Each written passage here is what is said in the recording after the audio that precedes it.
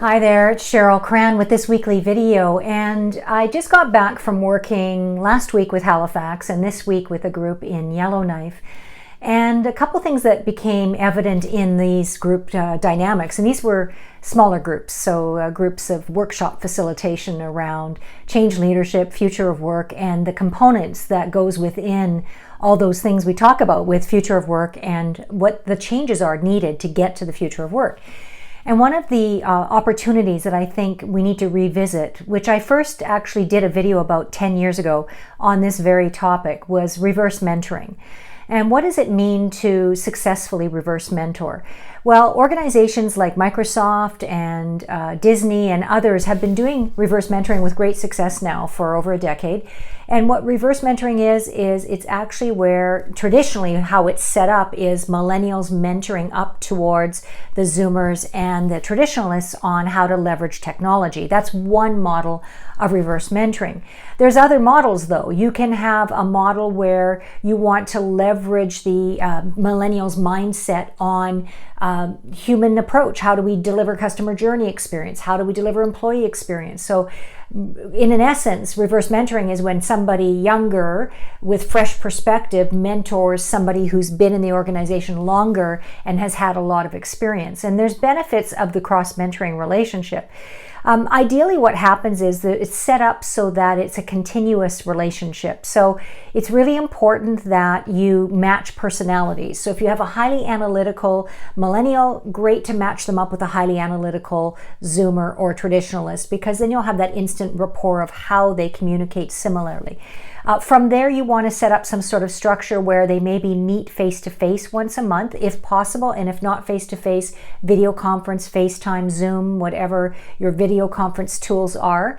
And really just talking about what are the goals, and you can do this in advance as well prior to actually establishing those meetings, is you can have a pre-meeting survey that says, you know, what do we want to accomplish as a result of this reverse mentoring relationship.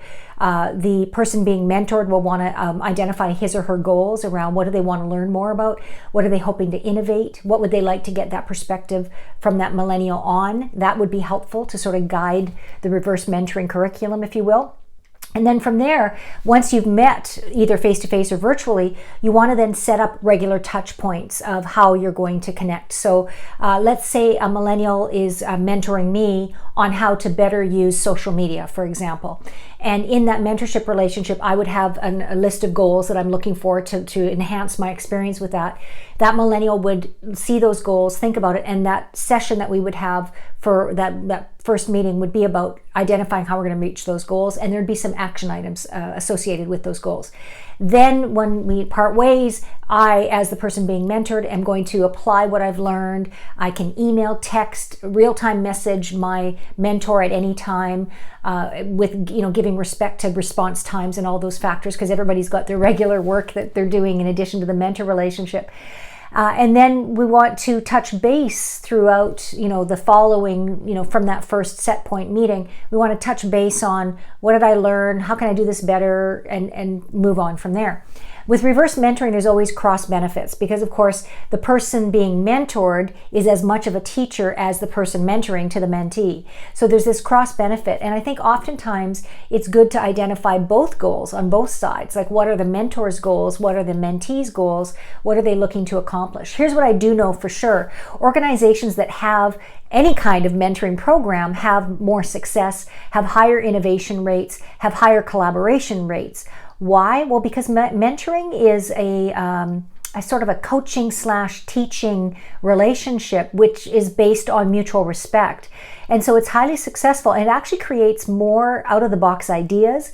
It creates more respect for a variety of diverse opinions and approaches and attitudes. Most of the time when we're having reverse mentoring, the more that the cultural vibe is around diversity and around learning. If it's a learning culture, then you will have great success with reverse mentoring.